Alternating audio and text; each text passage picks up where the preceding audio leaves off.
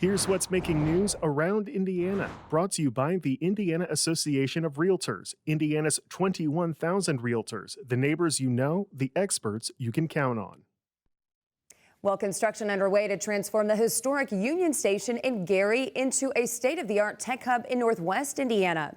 The Fiber Smart House, an $8 million project, will kickstart a multi-phase effort to renovate the building that sat vacant since the mid-1970s. The Fiber Smart House will have an educational training hub to train the next generation of tech workers and also combat the digital divide, with a network operations center serving as a fiber access point for the entire region. The whole theme here is that there can be a tech community in Northwest Indiana. It can exist. All the infrastructure is there. So as opposed to destroying that, I mean, Gary, you got to build on it. The hub expected to open in the fall of next year.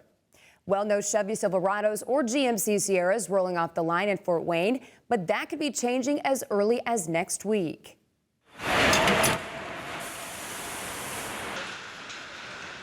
The 4,500 workers at GM's Fort Wayne assembly plant were supposed to return to the job Tuesday, but the company extending the shutdown another week. Fort Wayne's GM plant moving forward, economist Mike Hicks explains. The good news is these usually don't go to strike, and when the strikes come, they usually don't last a long time. If there is a strike, of course, you'll see the factory idled, and then there's an immediate ripple effect as orders for parts around the state and around the country really stop going to these factories.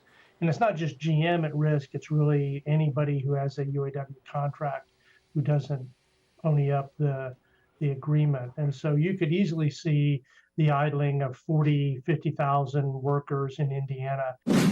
Big numbers both in jobs and investment, with a potentially massive economic payoff in Vigo County. Intech, based out of Oregon, breaking ground on the biggest development in Terre Haute history. It's a $1.5 billion investment to build a new battery component manufacturing plant on the former Pfizer property, bringing nearly 650 jobs to the Wabash Valley.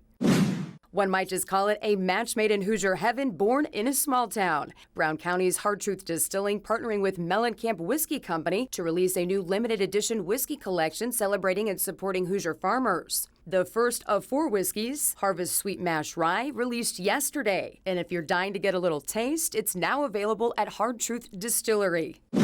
It's full steam ahead for rail transportation in Northwest Indiana. Inside Indiana business reporter Carly Lanich reporting the new $650 million double-track South Shore line has started test runs and could open by the end of the month.